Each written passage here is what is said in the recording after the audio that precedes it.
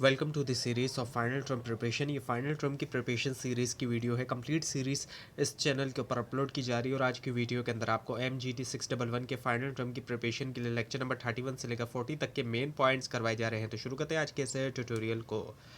So code of corporate governance in Pakistan. So जो code of corporate governance है पाकिस्तान के अंदर प्राइमरीली तौर पे इसको इन्फोर्स करती है जो सिक्योरिटी एंड एक्सचेंज कमीशन है, यानी कि जो SECP है, और सेट आउट करता है प्रिंसिपल्स और रेगुलेशंस इंश्योर करने के लिए ट्रांसपेरेंसी, अकाउंटेबिलिटी और एथिकल कंडक्ट जो लिस्टेड कंपनीज में। और जो लिस्टेड कंपनीज रेगुलेशन 2009 है जिसको अमेंड किया गया 2023 में, रिक्वायर करता है कंपनीज को कि मेंटेन करें एक बैलेंस बोर्ड स्ट्रक्चर, और उसमें शामिल होता है एक एटलीस्ट जो है वो दो इंडिपेंडेंस डायरेक्टर या फिर 1/3 जो है बोर्ड का, और जो कोई भी हायर हो। एग्जीक्यूटिव डायरेक्टर्स जिसमें शामिल है CEO एक्सीड नहीं कर सकता 1/3 जो है बोर्ड का, और जो रोल है CEO का और चेयरमैन का लाजमी तौर पे रहे सेपरेट, ताकि रोका जाए कंसंट्रेशन जो है पावर की।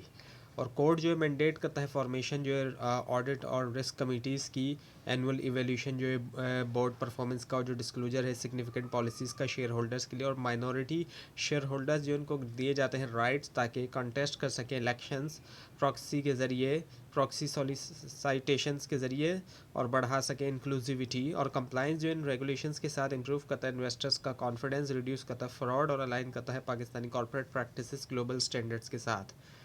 Now the negotiable instrument acts की कॉन्सेप्ट। नेगोशिएबल इंस्ट्रूमेंट एक्ट जो है 1881 का गवर्न करता है promissory notes, bills of exchange और एक चेक जो है जो चेक है सॉरी पाकिस्तान के अंदर। प्रोमिजरी नोट एक रिटर्न साइन प्रॉमिस होता है पे करने के लिए स्पेसिफिक जो है वो सम जो एक शख्स को, एक ख़ास शख्स को या बेरर को, जबकि बिल ऑफ एक्सचेंज जो एक अनकंडीशनल ऑर्डर है जो कि डायरेक्ट करा पेमेंट एक स्पेसिफाइड पार्टी को। चेक्स जो है वो फॉर्म होते हैं बिल जो इनको ड्रॉ किया जाता है बैंक पे और पेबल किया जाता है इनको डिमांड के ऊपर। एसेंशियल फीचर्स अगर हम देखें तो उसमें शामिल ये होता है कि फ्री ट्रांसफरेबिलिटी होना, सर्टेनिटी होना अमाउंट की, और अनकंडीशनल पेमेंट टर्म्स का होना है। और एक्ट जो है इंट्रोड्यूस करता है कॉन्सेप्ट जैसे कि होल्डर इन ड्यू कोर्स, और जो कि इन्जॉय करता है सुपीरियर राइट्स और पेमेंट जो है ड्यू कोर्स में, और इंश्योर कर रहा है लीगल डिस्चार्ज जो है लाइबिलिटी का। प्रिजम्पशन जो होते हैं एक्ट के अंदर फेवर करते हैं वैलिडिटी अनलेस के वो प्रूफ हो, और कवर कर रहा है एस्पेक्ट्स जैसे कि कंसिडरेशन और डेट। और अमेंडमेंट्स जो है वो उन अमेंडमेंट्स ने मॉडर्नाइज़ किया है प्रोविजंस को, ताकि एड्रेस करें जो इलेक्ट्रॉनिक ट्रांजेक्शन्स आज के दौर में हो रही हैं और जो डिसऑनर पेनल्टीज़ हैं। और ये इंस्ट्रूमेंट्स फैसिलिटेट करते हैं ट्रेड और क्रेडिट प्रोवाइड करते हुए secure transferable payments mechanism. Now the endorsement and negotiation under NI act. So जो नेगोशिएशन, एंडोर्समेंट और नेगोशिएशन होती है, क्रिटिकल प्रोसेस होती है नेगोशिएबल इंस्ट्रूमेंट एक्ट 1881 में। और नेगोशिएशन होती है जब एक इंस्ट्रूमेंट ट्रांसफ़र किया जाता है दूसरे शख्स को जो कि बनाता है उनको होल्डर। और एंडोर्समेंट में ये होता है कि मेकर या होल्डिंग जो है वो साइन कर रहा है इंस्ट्रूमेंट टिपिकली जो उसके पीछे, ताकि एनेबल कर सके नेगोशिएशन। और टाइप जो है एंडोर्समेंट की उसमें ब्लैंक शामिल है जो कि अलाउ करता है ट्रांसफ़र जो है डिलीवरी सिर्फ होने पे, और फुल जो कि स्पेसिफाई कर रहा है एंडोर्सी का नेम। और ये मैकेनिज्म जो है वो इंश्योर करते हैं लिक्विडिटी और ट्रस्ट जो है कमर्शियल ट्रांजेक्शन्स में। और लीगल प्रोविजंस जो है वो प्रोटेक्ट करते हैं होल्डर्स को और ड्यू कोर्स में प्रायर डिफेक्ट से, और प्रमोट कर रहे हैं कॉन्फिडेंस नेगोशिएबल इंस्ट्रूमेंट्स में। बिजनेसेस को लाजमी तौर पे इंश्योर करना चाहिए एंडोर्समेंट्स कंप्लाई करते हुए स्टैट्यूटरी रिक्वायरमेंट्स जैसे कि प्रॉपर स्टैंपिंग हो गई, सिग्नेचर हो गया, ताकि मेंटेन करे वैलिडिटी। और मिस स्टेप्स जैसे कि अनऑथराइज एंडोर्समेंट या मटेरियल अल्टरनेशन से क्या होगा, डिस्प्यूट होगा और फाइनेंशियल लॉस जो है वो होता है। Now the transfer of property act essentials. जो ट्रांसफ़र ऑफ प्रॉपर्टी एक्ट है वो गवर्न करता है जो मूवेबल, जो ट्रांसफ़र है मूवेबल और इमूवेबल प्रॉपर्टी का पाकिस्तान के अंदर डिफाइन करता है ट्रांसफ़र ऑफ प्रॉपर्टी को। कुछ एक ऐसा एक्ट जिसके ज़रिए लिविंग पर्सन जो है वो कन्वे करते हैं प्रॉपर्टी दूसरे को, दूसरे लिविंग पर्सन को। और इसमें शामिल है कंपनीज और एसोसिएशन। और एसेंशियल कंडीशंस हम देखें उसमें शामिल है competency of parties, lawful object और एग्जिस्टेंस ऑफ प्रॉपर्टी जो है टाइम ऑफ ट्रांसफ़र के ऊपर। और ट्रांसफ़र जो हो सकती है सेल्स के ज़रिए, मॉर्गेज, लीज, गिफ्ट या फिर एक्शनेबल क्लेम्स। और एक्ट जो है वो रोकता है ट्रांसफ़र जो कि वायलेट करे पब्लिक पॉलिसी, जैसे कि रिस्ट्रेनिंग का होना, एलिनेशन या फिर क्रिएट होना परपिचुइटीज़ का। ऑरल ट्रांसफ़र जो है परमिजिबल होते हैं सर्टेन प्रॉपर्टीज़ के लिए, लेकिन registration mandatory movable property transactions के लिए जो कि एक्सीड कर रही है स्पेसिफाइड वैल्यूज़। और की डॉक्ट्राइन रूल में शामिल है रूल अगेंस्ट परपिचुइटी और डॉक्ट्राइन ऑफ इलेक्शन, और इंश्योर कर रहा है फेयरनेस और legal certainty.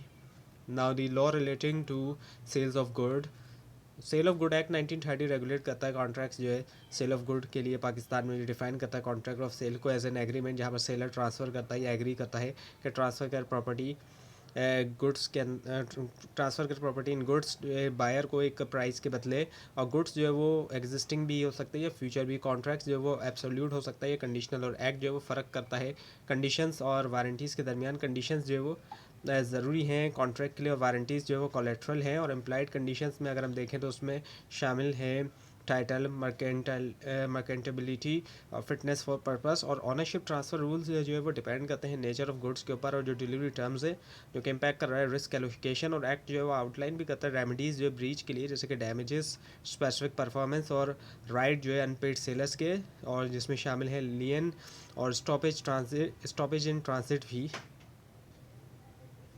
So now the law of trust in Pakistan, जो ट्रस्ट एक्ट है 1882 का, साथ में प्रोविजनल ट्रस्ट लॉज इनेक्टेड हुए इन 2020 में, गवर्न करते हैं क्रिएशन और जो एडमिनिस्ट्रेशन है ट्रस्ट की पाकिस्तान में। ट्रस्ट जो है वो क्या है? Trust is an obligation attach to property ownership arising from confidence respond by settler and accepted by trustee for the benefit of beneficiaries, यानी कि एक तरह की ऑब्लिगेशन है ये, जुड़ी हुई है प्रॉपर्टी ओनरशिप के साथ, जो कि आती है कॉन्फिडेंस से, और रिपोस्ट होती है सेटलर से, और एक्सेप्ट होती है ट्रस्टी से बेनिफिट्स ऑफ बेनिफिशियरीज़ के लिए। और एसेंशियल एलिमेंट्स जो है उसमें शामिल है lawful purpose, identifiable trust property, और कॉम्पिटेंट पार्टीज़। ट्रस्ट का की जो फिड्यूशरी ड्यूटीज़ होती हैं एग्जीक्यूट करने के लिए ट्रस्ट, और प्रोटेक्ट करने के लिए एसेट, मेंटेन करने के लिए इम्पार्शियलिटी, और प्रोवाइड करता है अकाउंट्स। और ये जो है पॉजेस भी करते हैं स्टेचुटरी पावर्स के, इन्वेस्ट करें, सेल करें, मैनेज करें trust property. Breach of trust से पर्सनल लाइबिलिटी आती है। रिसेंट प्रोविजनल रिफॉर्म्स मैंडेट करते हैं रजिस्ट्रेशन, फाइनेंशियल रिपोर्टिंग और कंप्लायंस जो एंटी मनी लॉन्ड्रिंग स्टैंडर्ड्स के साथ, और बढ़ाते हैं ट्रांसपेरेंसी। ट्रस्ट जो है वाइडली यूज़ किया जाता है चैरिटेबल पर्पसेस के लिए, स्टेट प्लानिंग और जो कॉर्पोरेट स्ट्रक्चर है। Now the law of insurance ordinance 2000, जो इंश्योरेंस ऑर्डिनेंस है 2000 का, रेगुलेट करता है पाकिस्तान के इंश्योरेंस इंडस्ट्री को, रिप्लेस कर रहा है पुराना जो एक्ट था 1938 का। और इसका ऑब्जेक्टिव में शामिल है प्रोटेक्ट करना शेयर होल्डर्स को, और प्रमोट करना सेक्टर स्टेबिलिटी, और इंश्योर करते हुए साउंड गवर्नेंस। और ऑर्डिनेंस अप्लाई किया जाता है नेशन वाइज, और एम्पावर करता है SCCP को कि वो ओवरसी करे इंश्योरर्स को, इन्फोर्स करे सॉल्वेंसी स्टैंडर्ड, अप्रूव करे ऑडिटर्स और एक्चुअरीज। और ये मेंटेन करता है minimum capital requirements, risk based reserve, detail reporting, ताकि सेफ गार्ड करे फाइनेंशियल इंटीग्रिटी और customer consumer protection provisions require करता है क्लियर डिस्क्लोजर जो प्रॉपर पॉलिसी टर्म्स का, और रोकता है अनफेयर प्रैक्टिसेस से, और हल भी एड्रेस भी करता है लाइसेंसिंग, कॉर्पोरेट गवर्नेंस, और जो डिस्प्यूट रेजोल्यूशन मैकेनिज्म है। कंप्लाइंस ज़रूरी होता है इंश्योरर के लिए कि मेंटेन करें क्रेडिबिलिटी और अवॉइड करें सैंक्शंस, और बिजनेसेस और इंडिविजुअल्स के लिए अंडरस्टैंड करना इन रेगुलेशंस को इंश्योर करता है इन्फॉर्म डिसीजन जब परचेज़ किया जा रहा है पॉलिसी, और इसी वजह से मिटिगेट किया जा रहा है फाइनेंशियल रिस्क जो कि जुड़े हैं लाइफ, हेल्थ और प्रॉपर्टी इंश्योरेंस के साथ। Now the industrial relations ordinance 2002 and 2011, industrial relation जो पाकिस्तान में वो गवर्न होता है इंडस्ट्रियल रिलेशंस ऑर्डिनेंस 2002 से, और इसका सक्सेस है जो इंडस्ट्रियल रिलेशन ऑर्डिनेंस 2011।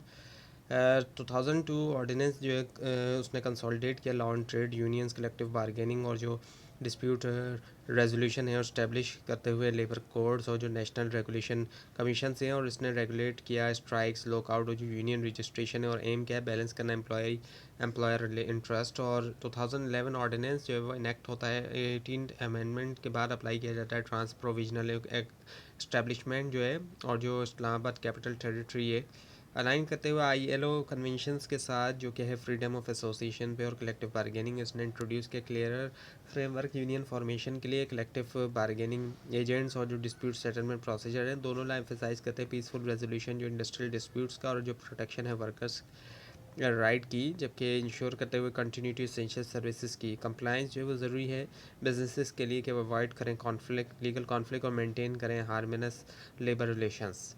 तो ये था आज का लेसन। आपको इस बारे में कोई क्वेश्चन हो, खासतौर पर इसमें कोई मिस्टेक दिखाई दे ज़रूर हाईलाइट कीजिए, और इस पूरी सीरीज़ को देखने के लिए और फाइनल टर्म एग्जाम्स की प्रिपरेशन के लिए इस चैनल को सब्सक्राइब कीजिए, बेल आइकन के ऊपर क्लिक कीजिए। Thanks for watching this video and best of luck.